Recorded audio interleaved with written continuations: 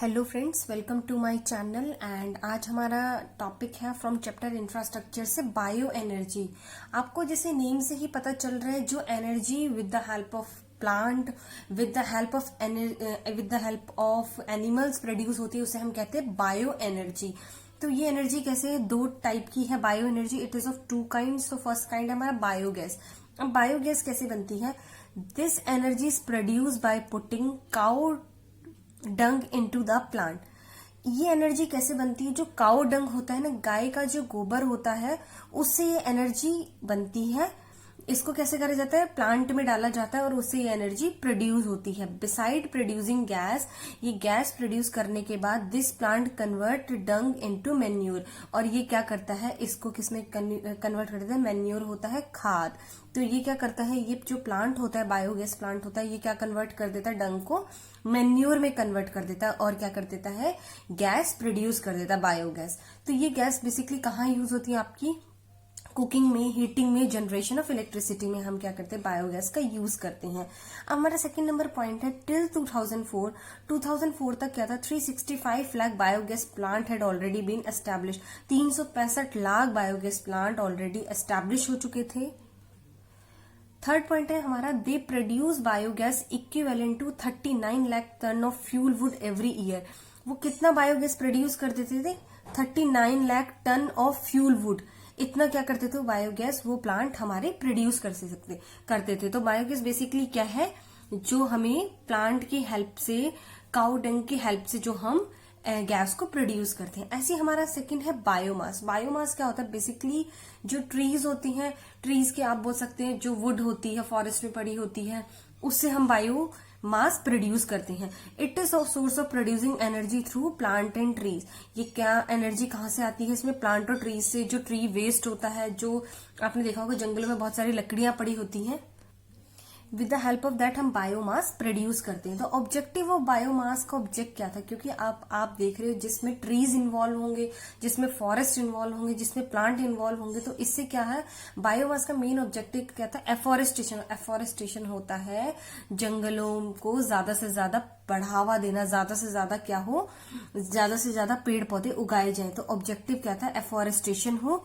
643 megawatt capacity of generation of biomass energy has been installed. जैसे उसमें 365 lakh plant install कर गए, इसी में क्या इंस्टॉल किया गया? 643 megawatt capacity for generation of biomass energy install करी गई। और क्या आगे प्रपोज था? It is propose to achieve target for production of 19,500 megawatt of energy.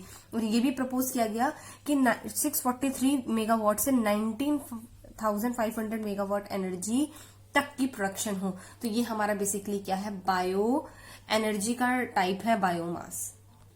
तो फ्रेंड्स, अब हमारा नेक्स्ट टॉपिक है प्राइमरी सोर्स एनर्जी क्या होता है, फाइनल सोर्स क्या होता है। आपको प्राइमरी नेम से पता चल रहा है। प्राइमरी मींस बहुत ही बेसिक। आप बोलते हैं ना प्राइमरी एजुकेशन, जो बेसिक एजुकेशन होती है, जो छोटे बच्चों की एजुकेशन होती है, उसको आप बोलते हैं प्राइमरी एजुकेशन। और फाइनल एजुकेशन मीन्स जो हायर लेवल की एजुकेशन। आप इसको ऐसे भी याद कर सकते हो। तो प्राइमरी सोर्स ऑफ एनर्जी क्या है? Free gifts of nature. ये क्या है? आपको नेचर की तरफ से फ्री गिफ्ट्स मिला हुआ है प्राइमरी सोर्स। और फाइनल सोर्स क्या है? ये क्या है? फ्री गिफ्ट्स ऑफ नेचर नहीं है, ये नॉन अवेलेबल है। आपको directly final source of energy available नहीं होती। सेकेंड पॉइंट हमारा क्या है? These are available by the nature directly. ये आपको डायरेक्टली नेचर की तरफ से मिले हैं। तो एग्जाम्पल क्या है इसमें? कोल, पेट्रोलियम, गैस, ये आपको क्या है? डायरेक्टली नेचर की तरफ से मिली है।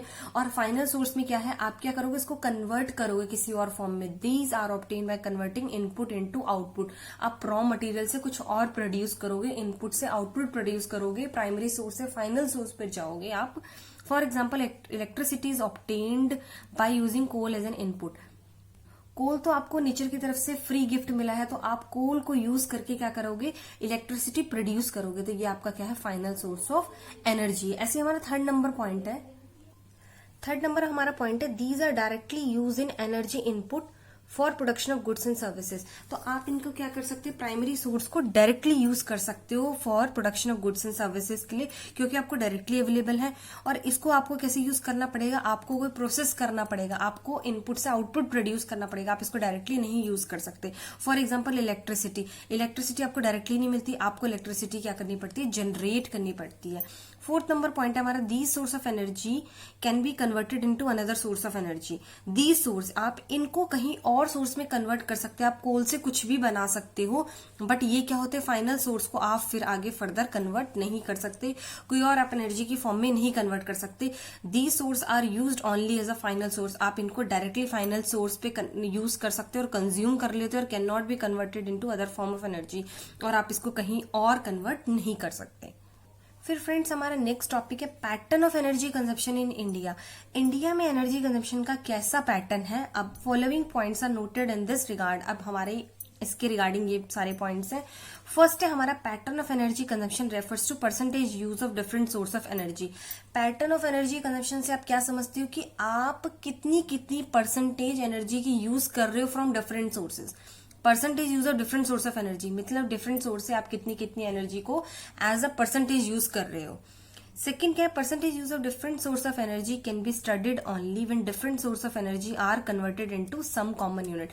अब आप इसको कैसे मेजर करोगे, डिफरेंट सोर्स ऑफ एनर्जी अगर आपके पास आ गई तो आप उनको क्या करोगे, सबको एक कॉमन यूनिट में कन्वर्ट करोगे, तभी आप परसेंटेज निकाल पाओगे कि आप किस किस सोर्स की कितनी कितनी एनर्जी को कंज्यूम कर रहे हो। तो इसी हम क्या कहते हैं, एनर्जी कंजम्पशन पैटर्न। फिर हमारा थर्ड पॉइंट है, use pattern of energy has change over time. अब क्या है, जो पैटर्न ऑफ एनर्जी है वो क्या है, चेंज हो चुका है। कैसे, प्राइमरी सोर्स ऑफ एनर्जी, जो प्राइमरी सोर्स है including coal, petroleum and natural gas is reversal in their use pattern. अब ये क्या हो गए हैं, रिवर्स हो गए हैं। कोल, पेट्रोलियम और नेचुरल गैस का क्या हो गया, पैटर्न, कंजप्शन करने का पैटर्न हमारा क्या रिवर्स हो गया है। जैसे कि non commercial use of these resources war, जो इनका पहले कमर्शियल यूज ज्यादा था और नॉन कमर्शियल यूज कम था पहले, और अब क्या हो गया, हमारा पैटर्न चेंज हो गया। नॉन कमर्शियल यूज पहले हमारा 1953 से 54 में कितना था, 1/3 था, और 2015-16 में क्या हो गया, 3/4 हो गया। मीन्स हमने क्या करा, इन चीजों का नॉन कमर्शियल यूज बढ़ा दिया है। किसका, कोल, पेट्रोलियम, नेचुरल गैस का। पहले हम क्या करते थे, कमर्शियली ज्यादा यूज करते थे इन्हें। ऐसे ही हमारा पॉइंट नंबर 4 था, non commercial use of coal as reduce as a percentage of the total. हमने क्या किया है, non commercial use of coal जो है वो भी क्या करा है हमने, उसको भी कम कर दिया। एज अ टोटल की जो परसेंटेज है उसमें से non commercial use of coal जो है वो क्या कर दिया, हमने कम कर दिया। Where is the total consumption of coal has increase, जबकि जो टोटल कंजम्पशन है कोल का वो बढ़ा है। जैसे आप देख रहे हो 1980 से 81 में 95 मिलियन टन था इसका टोटल कंजप्शन, और 14-15 में कितना कर दिया हमने, 824 मिलियन टन।